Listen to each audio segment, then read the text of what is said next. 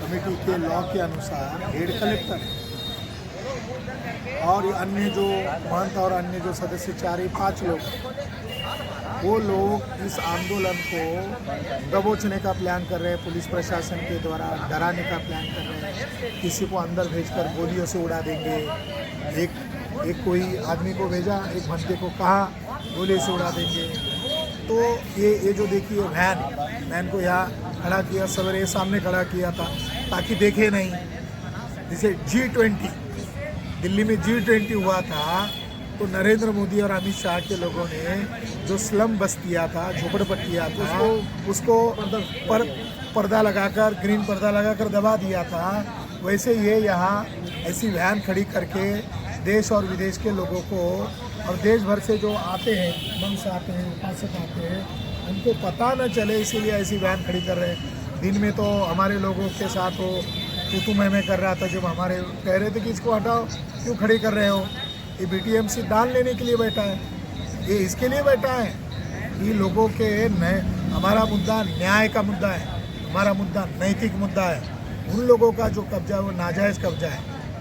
मैंने इसी जगह कालचक्र मैदान में 20-25 हज़ार लोग थे, मैंने उस BTMC का जो एक्ट है उसको जला दिया था।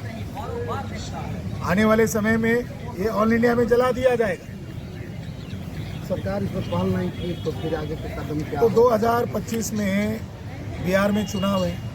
आपके मगध के चैनल के थ्रू मैं बताना चाहता हूँ कि बिहार में नीतीश को हराने का हम प्लान करेंगे। जो सम्राट अशोक का विरोधी है, देखिए उनकी उम्र हो गई है और उन्होंने कुछ अच्छे काम किए, ऐसे बिहार के लोग बताते हैं।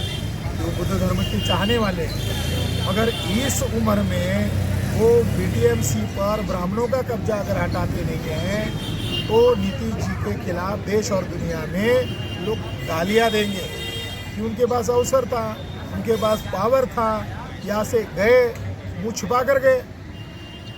12 तारीख का हमारा आंदोलन था, 13 तारीख को उनको यहाँ आना था, वो यहाँ से मुँह छुपा कर गए। क्या उनको मालूम नहीं है? क्या गुप्तचर विभाग ने जानकारी नहीं इकट्ठा किया? ये इंटरनेशनल स्थान है, क्या यहाँ की जानकारी सचिवालय में नहीं गई है, सेक्रेटरीट में नहीं गई है, सेंट्रल गवर्नमेंट के पास नहीं गई है?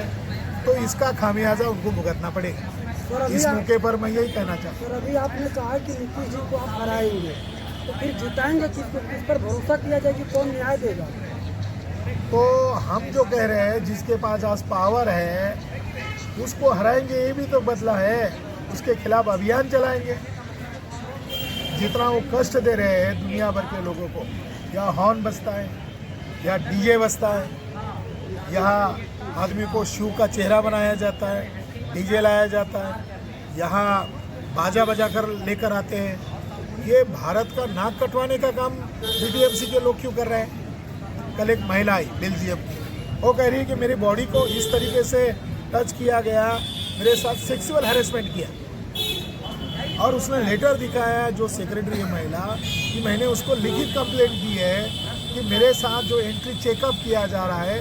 बेल्जियम की महिला वो कह रही कि मेरे साथ अभद्र व्यवहार किया गया और मैंने लिखित में कंप्लेंट करने के बावजूद भी मेरे ऊपर न्याय नहीं किया जा रहा है। वो यहाँ मायूस होकर रोने लगी, हमको लेटर दिया और कहा कि मैं आपको ये मेरा दुख बता रही हूँ।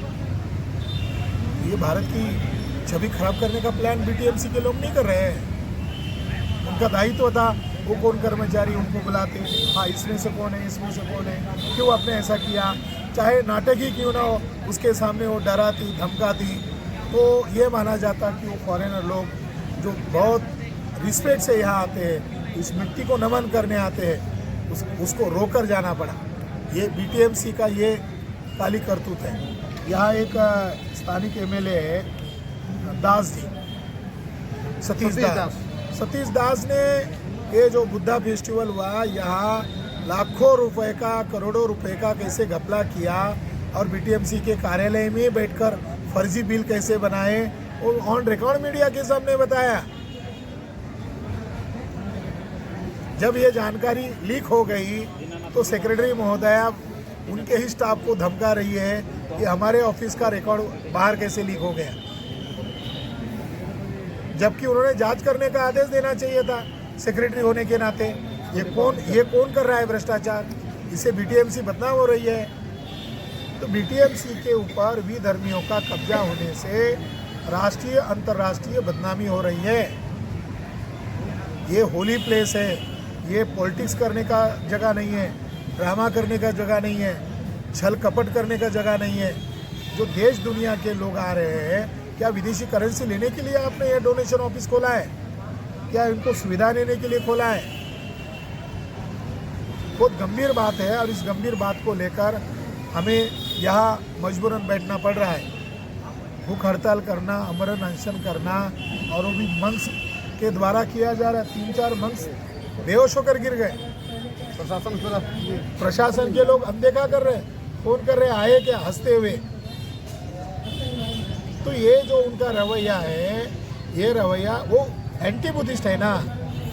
बीटीएमसी के जो लोग हैं वो एंटी बुद्धिस्ट लोग हैं।